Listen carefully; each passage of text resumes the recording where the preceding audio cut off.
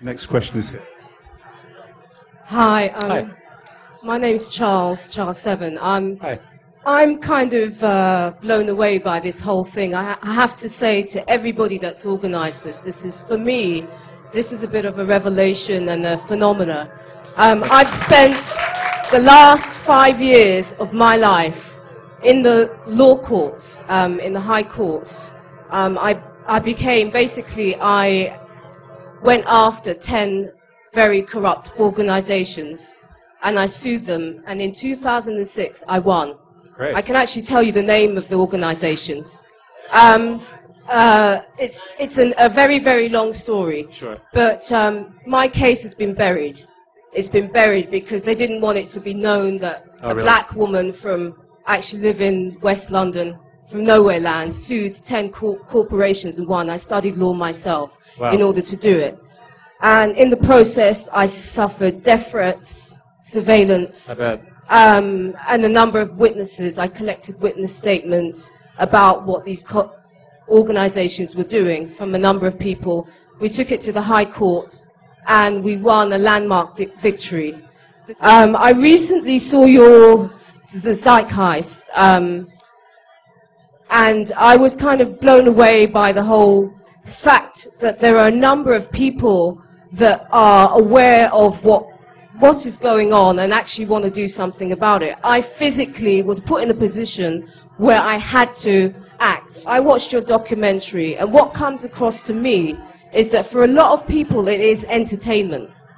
Even though, obviously, as a content, a lot of people come away and it becomes a forum for debate and intelligent talk and discussing of various different groups, Illuminati, Masonic orders, common purpose in this country. There's a whole lot of the Bilderbergers or whatever. You know, it becomes a forum for those kind of discussions, but generally what I see on a wider scale is basically like the young man in front of me just asked. People don't actually know what to do about it. Now, I have another kind of solution. I understand what you're saying, but I actually think that as somebody who's gone through, I'm a layperson. I studied law off my own back just to do this. And I've spent 5 years of my life doing it. And what I believe is that you have to also have an active role and tackle the judiciary. You have to actually go after some of these people. Sure. It's, you know, even with the 9/11, there's all this talk about all conspiracy theories about the 9/11, that it was done by the American government, etc., etc. But I don't understand, with all this evidence that is being unearthed, why there has been no cases brought up against anybody. This is my... So I'm very interested in what you're doing. There's a number of us in the UK that are very, very serious people. We're interested in running nights like this and joining forces with anybody here, anybody that wants to get involved, talk to us after. And we are, like you, trying to form a collective. We don't have a name, a Zeitgeist, but as long as we're coming from the same place, I think that people should... what do you think about that, tackling the judiciary? What do you personally think about that? We have to use the tools that are available to us, and what you just advocated is definitely a point. At this point in time, it's extremely relevant that we use this system to expose the corporate structure, to expose, of course, there have been cases brought against 9/11, for 9/11, but they've always been dismissed because it's been squashed so tremendously by the court system is very much owned, and that's a big part of it too, which is very problematic, especially when it comes to high government-based things. Corporate stuff you can go after, as you said, it was suppressed, which doesn't surprise me. You know, there's like a big corporate, as denoted in this film, there's a big corporate lawsuit against Chevron because they dumped about 18 times the amount of oil that the Exxon Valdez did. They did it deliberately into the rainforests of the Amazon. And, you know, these things have to happen. They have to be done. But these elements, these corruptions are going to keep happening as long as this system's in place. So the analogy to me is that we can keep stomping on the ants coming out from under the refrigerator, or we can go find the spoiled food and get rid of the spoiled food, because otherwise the ants are just going to keep coming. And that's my broad disposition. But I agree with you. I totally agree with you. But I just don't think that's the end. What was your name again? Charles. If you could stick around for the open mic, I'm sure we can discuss this more, but this is not really the time for comments. The media? Well, hold on. I'm sorry. I want a question from somebody who hasn't spoken, so Diana. Thank you. This is actually sort of a personal question. Okay. As I'm sure you're aware, there's a kind of backlash against you on the internet, and some of it, as might be expected, is from, you know, sort of the rabid so-called Christians that say the whole thing is anti-Jesus. Fine. But what worries me a bit is that some of the people, it's almost, we've become so paranoid, I guess, as a culture, that people who actually believe a lot of the content of your film are also suggesting that you're part of the disinformation campaign yourself. Yes. And I'm just wondering, like, how that affects you personally, how you deal with the absurdity of that, and if you're worried for your own safety, or what do you think about all that? I've looked at the sources of a lot of that. People email me a lot of stuff about that. I have people like Alex Jones who have chosen to directly offend and assault me verbally and do everything he can to basically put everything I say down, which is amazing to me. And I feel that, for example, he has triggered this for more than anybody else. I've had people in the religious community try to make websites to disprove things, but I've never had a hate campaign against me. But this new idea that this is the New World Order, that this is the Illuminati, they go through the film and they say, ooh, he's got a triangle with a sun in it. It must be the fucking Illuminati. And I just think it's so incredible. And Alex Jones, I'm sure a lot of you guys have listened to him. And I have very little comment on that. I also have a similar question, actually, which I've seen a lot of people ask online, which is you making money from selling the films. I'll leave you to respond to that. Do you make money from selling the films? I sell the DVDs for $5. I put the thing online for free the day the first one came out. The second one came out. The first one was actually a free production I did in Lower Manhattan, and I had no idea that I would ever get any interest. And it's actually very illegal, and I had to go back retroactively. I think the fact that I sell it for $5, which gives me about $1.50 in my pocket after shipping, and that put it on for free immediately after I had it up on the internet. I mean, immediately after I released it on the Artivist Film Festival, I put it up there. I think my altruism comes through. I spent about $120,000 on that movie, and luckily I do fairly well in my general bullshit commercial slave world in New York. So I'm willing to sacrifice that, and I'm not poor. I'm going to hopefully make my money back through time with this because it gets popular. But I think it's altruistic enough. Anyone who thinks I'm trying to make money off of it, I don't think they get the larger picture. Obviously, I have to make some kind of money because I have to live too. So. Yeah, I think anybody who says that really doesn't understand the costs of making a good film.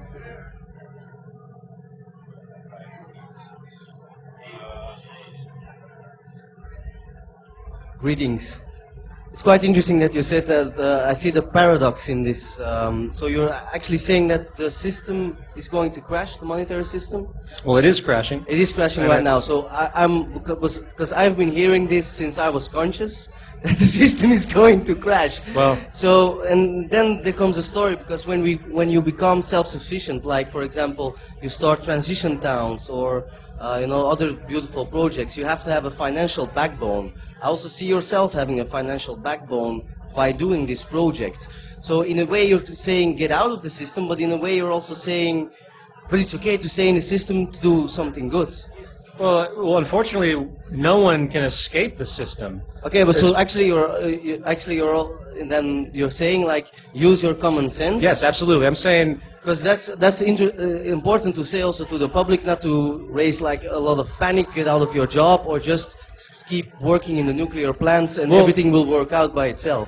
Well, no, I think that there's a certain degree of rejection that it can occur, outside of your general survival.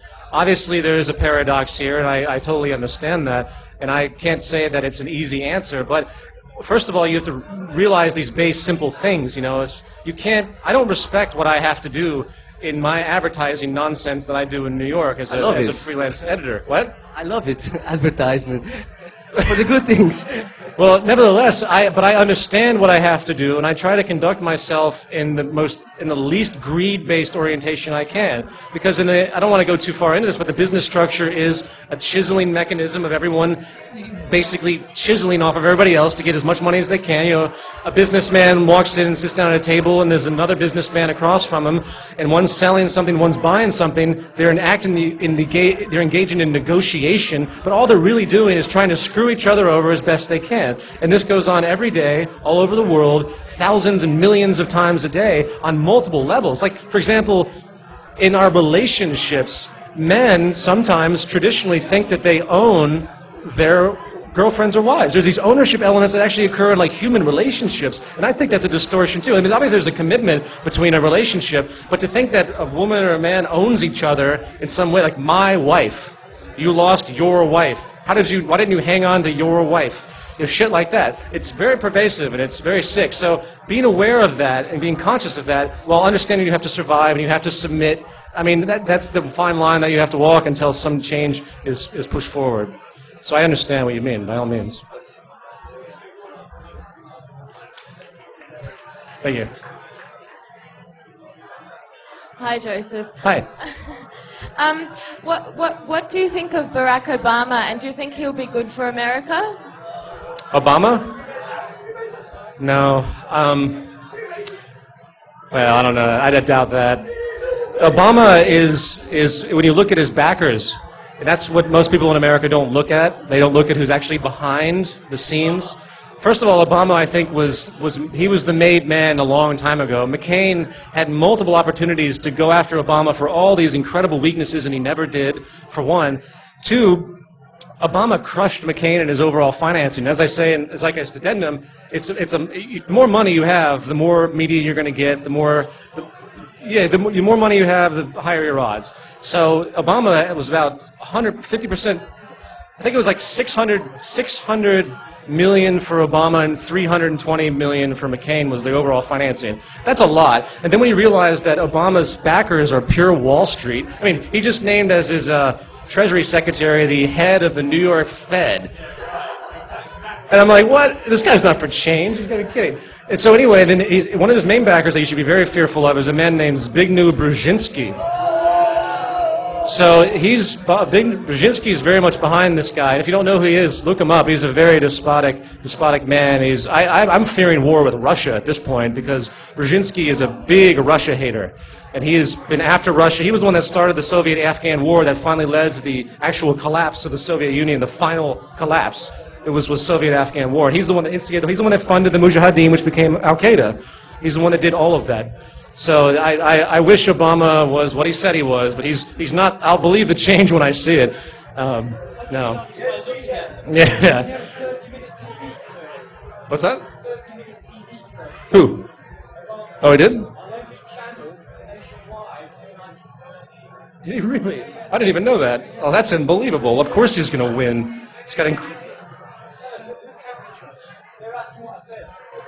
he was saying that there was a 30-minute TV commercial on all the networks apparently in the States. I missed this. I don't have a television, honestly. But,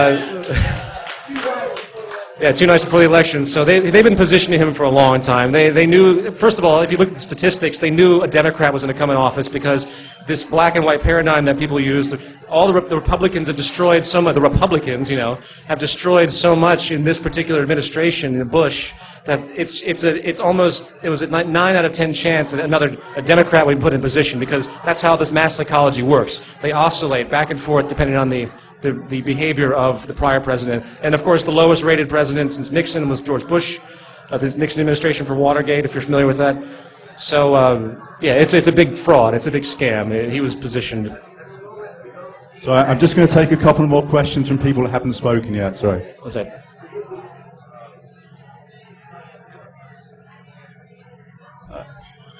Hello. So we've got a stall round the corner here called Simpol, and I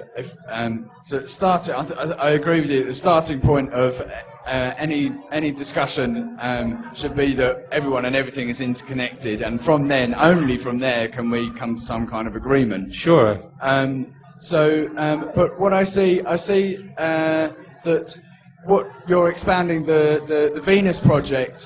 And also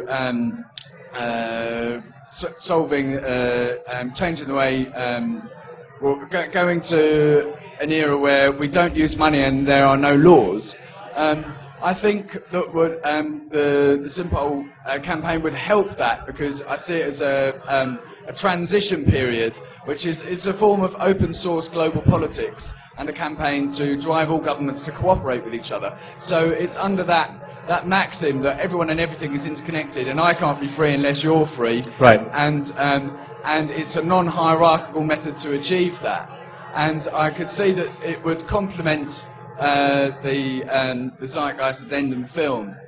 I think that's a very interesting idea. So it's by people around the world sign up to it and put forward policy content to be implemented globally by countries implementing these policies simultaneously, so no one suffers an economic competitive disadvantage by moving first. Right.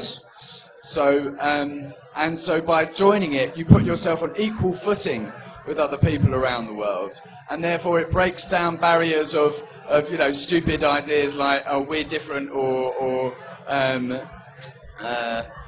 I can't think of any stupid ideas at the moment. But so yeah, I'd like to invite you to my stall afterwards and have a chat with you about that. And I've got a book I've written. Okay, all right, sure. I think that's in theory what you're saying is fantastic. How it would actually play out, given in the existing political structure and the monetary system. I'd be interested to consider that. We expound monetary reform is one of the policies put forward by our supporters, where. We say that money should be issued into the system interest-free by social institutions rather than by private banking institutions that have a privilege of issuing the money into the system. There's many corrective measures that can be made in the current monetary structure to help things. But I think in transition that should happen, and I totally agree. But we can't get lost in that because we have to move forward. But I totally agree with your ideas. I think you very eloquently described the enormous flaws in the financial system in America, in the world, the way we think, materialism and so on. You applied a very exact and a very elegant science to it. In the last part of your film with the Venus Project, it's a science, but I'm not sure it's that exact a science. I don't think that the answers that we're looking for can necessarily be described on a stage by you right now or by anybody else. They may be things outside of our current way of thinking. Well, obviously. Has that occurred to you? I think it's boring. This debate has become a platform for people to sort of voice gripes and personal things. I mean, can we not think a little bit more out of the loop rather than talking about tiresome details here? I'm not sure what your question is, though. What's your question? What's that? Okay. Well, what I would say in general is that I'm not advocating some set system that is, this is it, black and white. When I started learning about the Venus Project, I had numerous questions, and I was actually very skeptical of the concepts because it was so foreign to me. And everything is foreign to everyone continuously as knowledge progresses. In other words, there's always going to be something new to discover. So it's the soul elements, the core attributes that are so important. And those are the fact that our financial system creates aberrant human behavior. Not only psychologically, but structurally, because structurally it's completely manipulative. So you're only as free as your purchasing power will allow, for one, and then you're always in debt, so you're always a slave to the corporate system, for two, because the only way money can be created is out of debt. So you have to get rid of the financial system as a whole. Even if you did something like got rid of interest, which I agree in transition, it still doesn't remove the problem of people competing and taking from each other constantly. You have to get rid of it. You have to have a system that's designed for humans to live together. And our current system is not designed that way. So until we do that, and that's the broad spectrum, that's the core element, and we should all think independently and in novel ways and contribute together to come up, because if we all thought together, it'd be unbelievable what we could do because there's so many minds at work. I think the benefit.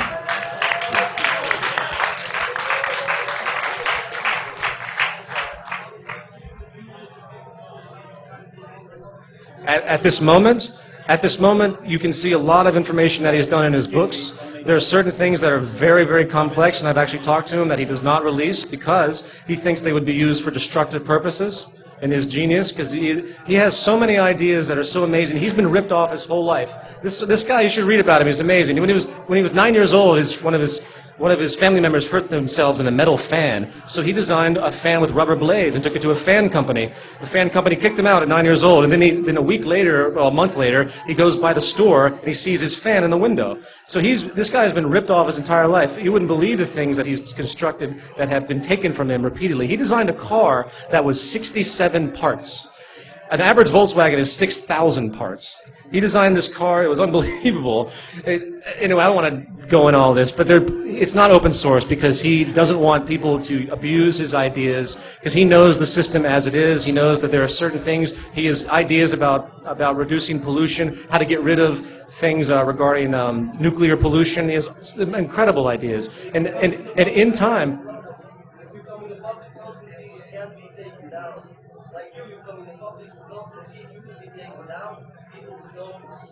Right.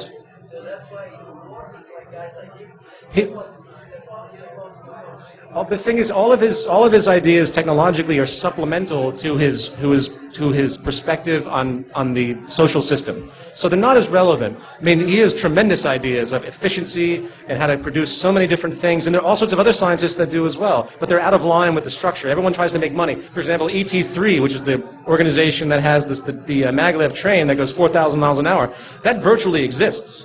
The reason they're trying to sell it, of course, they don't want to just do it. I mean, obviously, with something that efficient, though, you would never need to sell it. It uses 0.1% of the amount of energy that a plane uses and goes that fast. So, with that type of efficiency, there's no wheels, nothing can wear out, very little maintenance. You could have all the tube stations in London going at lightning speed, and you just build a tube so no one can jump on the tracks. There's all sorts of things you just put your mind to it you can think of. So anyway, it's the social design that's the most important. And that's what I'm advocating more than anything else. And through time, as if things progress, his ideas for all of these elements, which are very much out there, broadly speaking. It's just a matter of getting scientific minds to move forward with the specific direction. These things will come forward in more of an open source manner. But in the end, open source is definitely the way to go. I'm just going to take the last two questions, and then we're going to move into an open mic. One second, I'm sorry. Yes, of course. Buckminster Fuller is very similar. Right. Oh, sure. Oh, sure. Well, Jacques has been traveling doing that as well. He just has not been given the acclaim and the recognition. You can find YouTube videos of him on television from the 1970s. Sorry, go ahead. Hello, hi. I've seen both your movies, documentaries rather, I'd call them. I downloaded them for free online. I have two questions. One, my first question is, what would be the result if the world finally stopped using the dollar, the US dollar, as a general means for trade? And secondly, is a personal question. I'd like to know, what's your discipline? What did you study? Okay, the first question is, what would be the result of the dollar?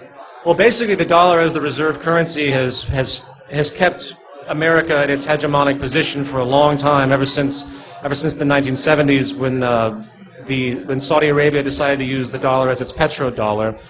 And that's been, I think what would happen if the dollar was removed as the world currency, they would just replace it with something else. It would definitely have a strong effect on America, because America has gotten away with so much because every other country needs the dollar to buy oil. So if you want oil in your small country, you have to either take a loan from the World Bank to get the dollar, or you have to go through, which is usually the case, or you have to go and buy the dollar through conversion, which isn't just as easy as converting. They actually have to buy the dollar. So they actually buy bonds, for example, in order to get the dollar, in order to get oil. So if that stops, then it just means further demise for the United States, which is well needed in many ways. But that's basically the ramifications of that. And as far as my discipline, I am a musician, and I studied percussion for many years. That was my training, and then I moved into music because I couldn't make a living wanted as a percussionist, as a musician, as a composer. So I got into the commercial industry in New York, and that was very unrewarding. So I continued my own work. And then I made these two films as an altruistic expression, all my music and stuff. So it's very artistic for me in multiple ways, not only as a political expression or a humanist expression, but is more so as a general artistic expression, which is why I do so much with effect and things like that. So thanks.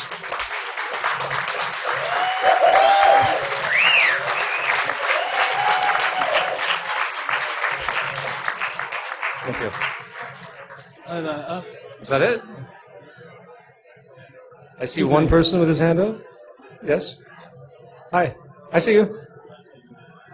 I've just got one question. Have you taken into account the effects of automation, increasing technology, and therefore increasing the radio frequency and electromagnetic interference through the entire planet? What you're saying in the Venus Project, we've already seen that, take for example bumblebees, there's 25% the bumblebees that we should have currently at the moment, and that's then going to diversely affect the plant life, and therefore continues up and it affects all life on the planet. Have you taken into account the effects that those are always cause? Yes, I've always considered all of that, from obviously in a lot of ways the destruction of the bees is in a lot of ways more important than I know.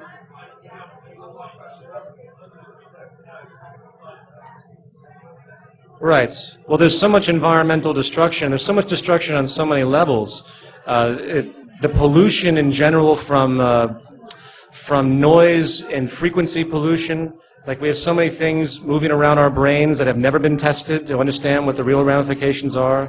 And then, of course, there's so many attributes to it. And the fundamental point is that you can attribute the great majority of these issues to the monetary system because it's coming out of a corporation that wants to cut corners, doesn't do thorough testing, that wants products out for money, or they pollute. Monsanto, companies like this, they use all sorts of crazy stuff and they destroy the environment. And it's so vast how bad things really are on so many levels. And I really think the monetary system and the profit system is to blame more than anything else. So, that's it. I think in your film you essentially said that any solution that would be possible to solve things like electromagnetic pollution wouldn't be solved unless there was some profit to be made from it. So potentially there are ways to solve that, like those orgone generator type things, possibly. I mean, there might be loads of technology out there to deal with electromagnetic pollution we just don't know about because we can't make money from it. I completely agree. I just wanted to kind of point out one thing that seems quite clear to me from seeing Peter's film, is that a lot of people have been asking what the solution is and saying what he, as a leader or as a guide, can give us. But really, it comes down to this idea of us being leaders ourselves. Right. And the idea that we, in ourselves, can make a difference just by analysing and looking at ourselves and what's inside us and what we're doing, right down to the minute details of every aspect of our life, because that is the lifeline for our future. And it's not about how we're going to change society and what we're going to build and fast trains, really. It's about us, because that's the only thing that we really know, and that's you. And the change in you is our future, and our future for our children. Right. And exactly. And I know Brian wants to say something, but I just want to personally thank Peter for coming all this way to America. He really is a champion of I don't know what the cause is, but he really is a champion for us all. And if we can take just some of the messages and the ideas that are in this film and adapt it and use it for our own purposes and groups and formations, then we're really going to go forward in the future. 1 second, sir, let me finish, because it's important. That we will really go forward in the future and create an amazing civilization, society without boundaries, religions and so forth, and we can do it.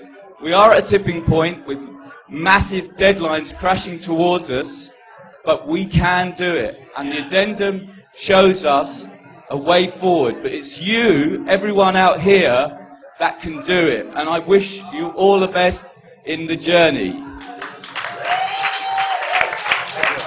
I just have one. I'd like to just ask one thing of you, your opinion, yeah?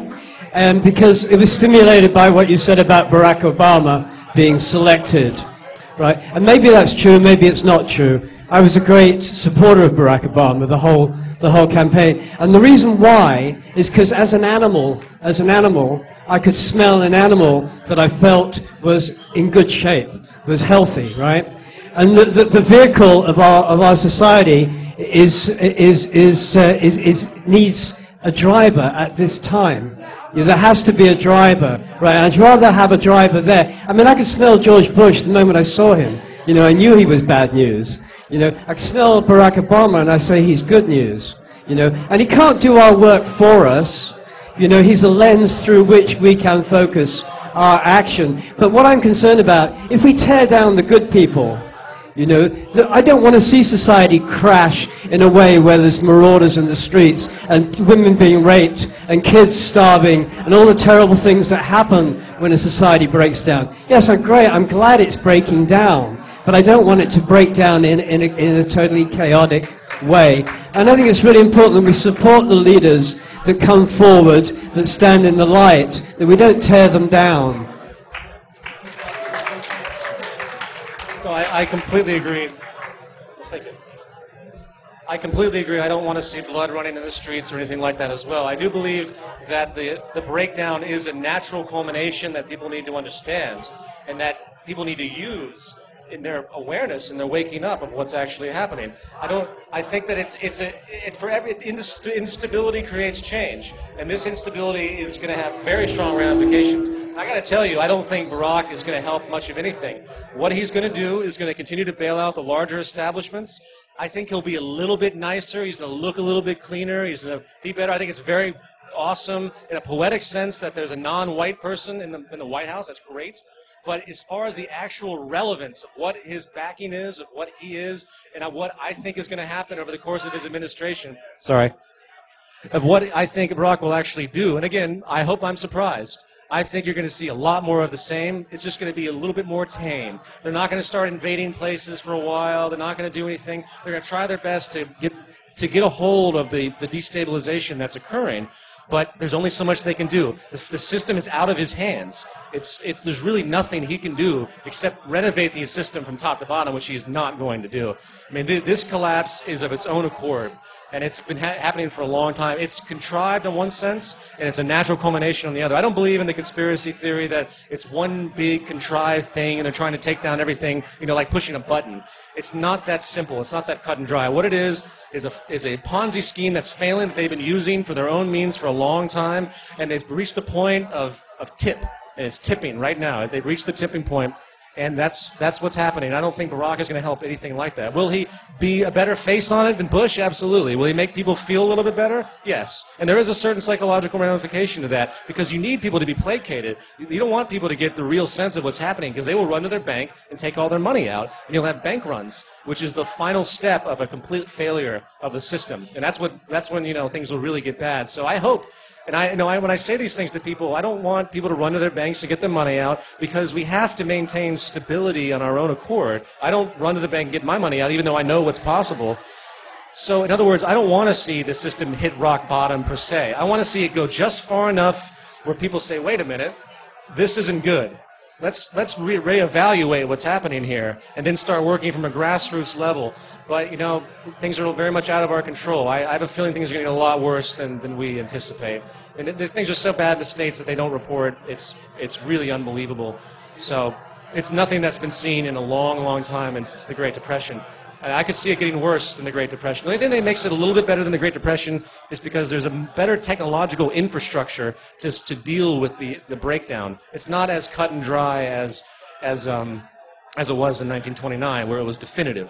This, they can play the game. They can still give people stupid stuff and stupid gadgets. They can still, they can still placate the system with media, tons of media entertainment that didn't exist in 1929. They can still have news reports out there of people saying, everything's fine, keep going to work, it's just, some bad loans, it's all right. And people buy it. And as long as they buy it, the psychology will prevail, and they'll slowly try to dig themselves out of the hole. But it's such a deep hole they have to dig themselves out of. And back to my final point, there's nothing Barack Obama can do. There's nothing he can do to save the system unless he kicked out the entire central bank.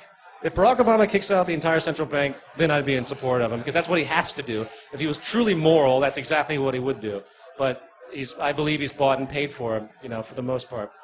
So thank you all for coming. I really appreciate it.